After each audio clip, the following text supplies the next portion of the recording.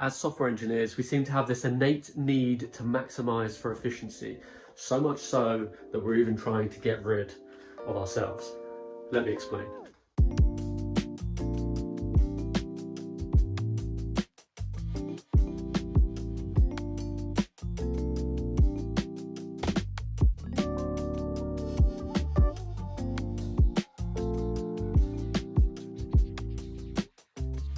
Yes, of course, I'm talking about vibe coding. But I'm not just talking about the regular old vibe coding, Claude Code, cursor, bit of regular coding, a little bit of this, a little bit of prompting, a little bit of whatever.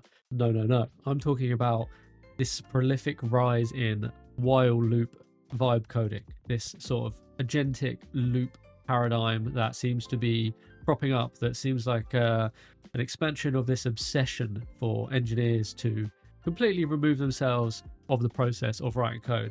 And I think whilst there are some use cases for this, you need to stop doing it. We need to stop exploring this path, because I don't think it goes anywhere good. There seem to be a couple of popular ways of achieving this kind of bizarre developer utopia that everybody strives to be trying to achieve with these agentic loop workflows.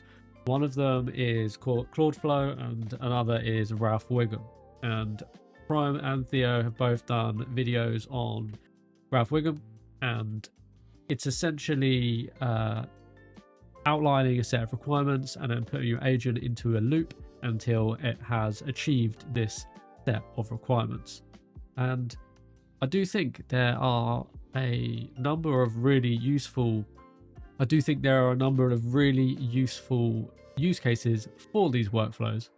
But I think if you want to be successful in vibe coding and you have knowledge as an experienced software engineer, then you want to stay away from it. And Prime did a really good job in his video on Ralph Wiggum. We've got this spectrum, right? We've got on one side, we've got the, I'm going to put the caveman developers, and on the other side, we've got the vibe coders. So these are full vibe coding. They have no idea what's going on. They're just prompting away. And over here, we've got this artisanal kind of handcrafted, what I'm starting to call caveman coding going on over here, where you're writing everything by hand the old-fashioned way. And as Prime describes it, we kind of got this extension over here where we got these agentic vibe flows, vibe loops, and essentially this is kind of the area where Claude Flow and Ralph Wiggum would sit.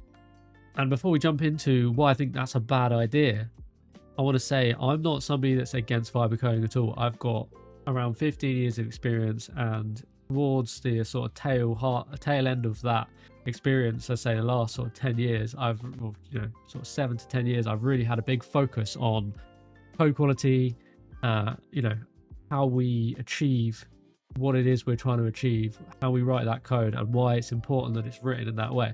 But I think with the rise of vibe coding, or agentic workflows for creating code, I think the paradigms have shifted and what's important has shifted. And I'd say, I'm very much on this this place here, right, where I'm all for it.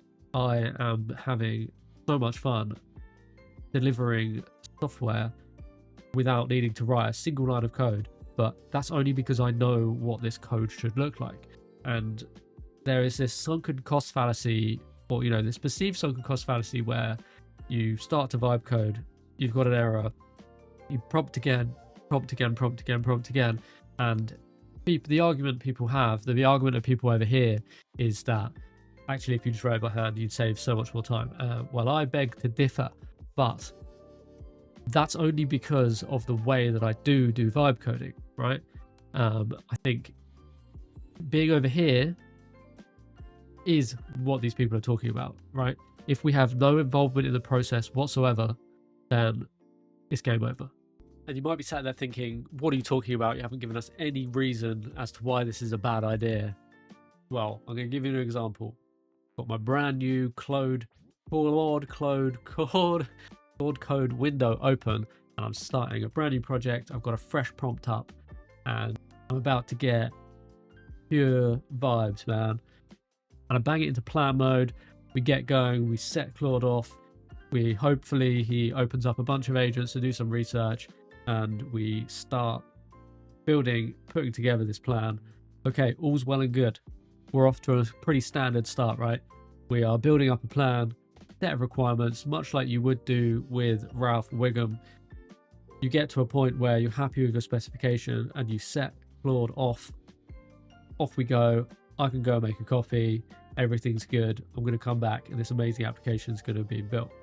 But that's where the problem is, because if you're not here attending to Claude, he could go off in X number of different directions and he may have misinterpreted something, or the plan may be completely perfect, but it's just basically hallucinated to some extent. And that doesn't mean it's going to produce bad code. It just means it's going to be not what it was that you agreed. And then when you correct it, he's going to say you're absolutely right and everything's good. But if you're not there to correct it and you're not there to use your knowledge of what it is that you are building, then you're going to be screwed. One of the reasons I've been so successful and able to build vast stemming applications isn't because of my syntax knowledge, isn't because of my prompting skills. It's because of my ability to hold complex systems in my head and have a plan for them and track that as we're moving. And that was the same when I was caveman coding and doing it by hand. So really, the ability now to deliver it successfully and quickly isn't because I've fucked off and let Claude do whatever it is that he wants to do. It's because I'm nursing every step of the way, checking that what he's working on is what it is that we've agreed that he works on, right? And you might not catch it. You might get to a point where he's finished and he thinks it's done, and you have to say, are you actually done? Do you want to continue? Because Claude will get lazy and will try, especially when you reach the end of your context window, to try and get out of doing certain tasks. But if you're persistent and you keep going back to it and say, are you done? Check if you're done.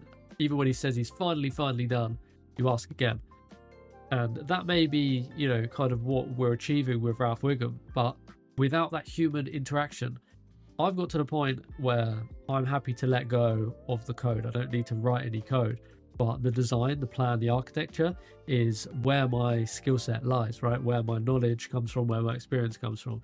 And unless I'm there to guide Claude through actually following that plan to a T and I don't catch it, there's going to be so much more wasted time. And Prime's example was that he would use this for, you know, building these kind of personal bits of software that don't really matter. And if it's rubbish, you throw it away.